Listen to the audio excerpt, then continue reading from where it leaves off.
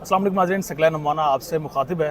नाज़रीन करम, पाकिस्तान में चाहे वो सहाफ़त हो, चाहे वो एक्टिविज़म हो, कुछ भी हो काम, अगर आपने कुछ सच बोलना है, कोई हक गोई करनी है, तो फिर पाकिस्तान आपके लिए वो सूटेबल प्लेस नहीं हो सकती। ये इस वक्त हम पाकिस्तान के मामलात को देखकर बखूबी समझ सकते हैं। इस वक्त हमारे साथ ह्यूमन राइट्स की एक्टिविस्ट ईमान मज़ारी, एडवोकेट ईमान मज़ारी साहिबा मौजूद हैं।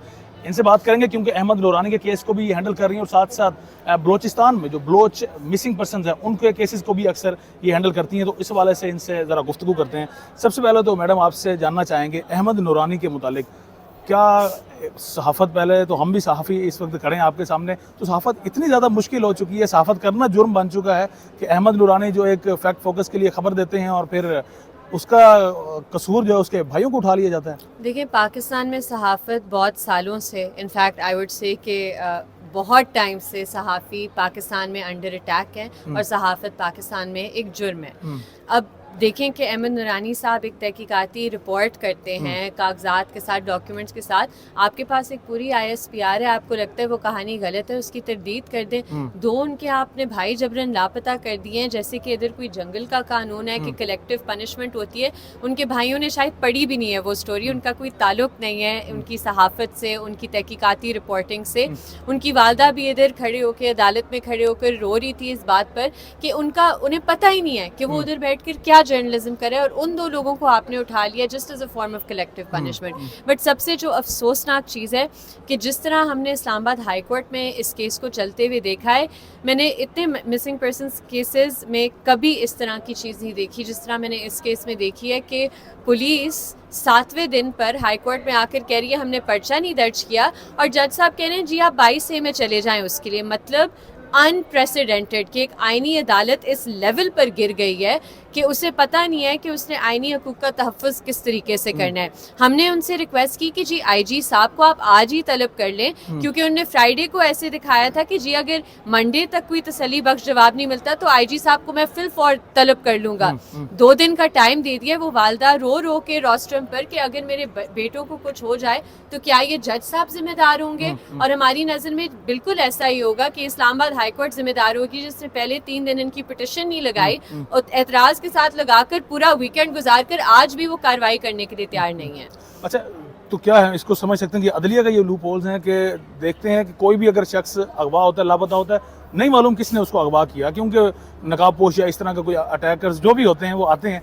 तो उसके बाद यहाँ पर जब अदालत में, कोर्ट में ये केस चलता है तो वो जुडिशरी की जानिब से, जजेस की जानिब से टाइम देना, फिर 2 दिन 3 दिन नोटिस में निकाल देना, फिर रिमांड के लिए भेजना, ये क्या सीन है? कुछ समझ आ रही है आपको? सारे जजेस इस तरह नहीं होते और सारी अदालतें इस तरह नहीं होती। हमने देखा है ऑनरेबल जस्टिस मोहसिन अख्तर कियानी ने लोगों को बाजियाब करवाया है, और जो उस वक्त चीफ जस्टिस अतर मिनल्ला साहब थे उन्होंने लोगों को बाजियाब कराया था। इन अदालतों में बहुत से और जजेस हैं जिन्होंने लोगों को बाजियाब कराया है, लेकिन ये जो सारे केसेस एकदम से, तकरीबन मैं अपनी पिटिशन्स की बात कर सकती हूँ कि क्योंकि मेरे ज़्यादा अक्सरियत में इस तरह के, इस नौइयत के केस होते हैं, वो सारे नए जजेस के सामने लग रहे हैं। कोई केस कोई सीनियर जजेस के सामने लग नहीं रहे जो पहले इस्लामाबाद हाई कोर्ट के जजेस थे। तो एक बहुत वाज़ेह अटेम्प्ट तो नहीं, एक कंट्रोल उन्होंने इस्टेब्लिश कर लिया, उन्होंने अदालतों को मैनेज कर लिया। अब यही बात कि आप देखें, हमें पिटिशन हमने लगाई कैसी थी कि हम चीफ साहब के सेक्रेटरी के पास लिटरली 3 दफ़ा गए कि काइंडली ये पिटिशन लगा दें, हब से भेजा का मैटर है। तो इस्लामाबाद हाई कोर्ट बिल्कुल तब्दील हो चुकी है, और जो आप कहते हैं ना कि आखिरी दरवाज़ा होता है जहाँ आप खटखटाते हैं अपने हकूक़ के तहफ़्फ़ुज़ के लिए, अगर वो आपको इस तरह डिसअपॉइंट करते हैं तो फिर हम कहाँ जाएं? इस मौजूदा टेन्योर में अगर बात करें, आप ह्यूमन राइट्स एक्टिविस्ट रही हैं, आपकी वालदा भी ने इस हवाले से बहुत काम किया। सबसे ज़्यादा अगर केसेस की बात करें या मार धाड़ या उठाने की बात करें तो मौजूदा रजीम में है या इससे पहले भी इस तरह के मामला होते रहे हैं? देखिए, ये तो हो रहा है पाकिस्तान में, ये तसलसल जारी है क्योंकि पाकिस्तान में एक ही हुकूमत रही है 70 सालों से। ठीक है, ये पार्टीज़ जो हैं ये उनके कंधों पर आती हैं, फिर जाती हैं, ठुड्डे खाकर जाती हैं, फिर उनके ही कंधों पर आती हैं, लेकिन हुकूमत तो एक ही है, और वही है जो अगवाकार भी है, वही है जो जुडिशरी में भी इंटरफेयर करता है, और वही है जिसने पार्लियामेंट को भी मजाक बना दिया है। तो ये कहना, और अभी क्योंकि आपने सवाल भी पूछा कि निकाब पोश के साथ भी हमें पता है, बच्चे को गली कूचे में पता है अगवाकार कौन है। ہم نے اپنی پٹیشن میں واضح طور پر لکھا ہوا ہے ISI اور MI اغوا کار ہیں, ہم نے ان پر ڈائریکٹ الزام لگایا ہوا ہے, اور یہ الزام بیس لیس نہیں ہے. یہ الزام کی بنیاد ہے کہ احمد نورانی صاحب نے چیف آف آرمی اسٹاف پر تحقیقاتی رپورٹ کی تھی, اس کے چند دن بعد آپ نے ان کے 2 بھائی جبرن لاپتہ کر دیے, اور یہ سارے جو سرکمسٹانشل ایویڈنس سے سراؤنڈ کر رہے ہیں وہ یہی انڈیکیٹ کرتے ہیں کہ اغوا کار وہی ہیں.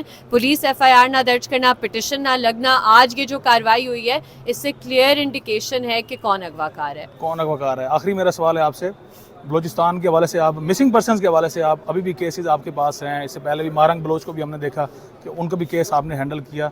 مسنگ پرسنز کی گورنمنٹ کے جو ایک تحقیقاتی کمیشن تھے ان کے مطابق تو تقریباً صرف 420 اب ایسے کیسز ہیں جو انسالو ہیں, جبکہ دوسری جانب اگر بلوچستان کے ان کی بات کریں تو ان کے مطابق کچھ 7000 ایسے کیسز ہیں. آپ کے نزدیک کتنے کیسز ہیں اور ان کا حل کیسے نکالا جا سکتا ہے؟ پاکستان میں 10,000 سے زیادہ جبری گمشدگی کے کیسز ہیں. اس میں 2-3 چیزیں دیکھنے کی ضرورت ہے. سب سے پہلے کہ جو کمیشن کہتی ہے کہ ہمارے پاس صرف اتنے کیسز رہ گئے ہیں, آپ کو دیکھنے کی ضرورت ہے کہ ان کا ڈسپوزل ریٹ وہ کس طرح کیلکولیٹ کرتے ہیں. انہوں نے یہ رپورٹس ہائی کورٹ میں بھی جمع کرائی ہوئی ہیں جہاں وہ کہتے ہیں اگر ہمیں ایک ڈیڈ باڈی ملتی ہے یعنی ایک لاش ملتی ہے وہ کیس ڈسپوز آف ہو گیا ہے. اگر کوئی واپس آ جاتا ہے, رہا ہو جاتا ہے, وہ کیس ریزالوڈ ہے. اگر کوئی انٹرنمنٹ سینٹر یعنی جو غیر قانونی حراستی مراکز ہیں ان میں ملتا ہے تو پھر یہ کیس ڈسپوز آف ہے. اس ٹائم پر ہزاروں لوگ آپ کے انٹرنمنٹ سینٹرز میں ابھی تک بند ہیں. تو یہ جو کمیشن اپنی کارروائی دکھا رہی ہے, اگر آپ اس کی باریکی میں جائیں تو نظر آتا ہے کہ یہ صرف کیس بند کرنے کے لیے کہتے ہیں کہ جی یہ سارے کیسز ریزالوڈ ہیں, ریزالو تو نہیں ہیں.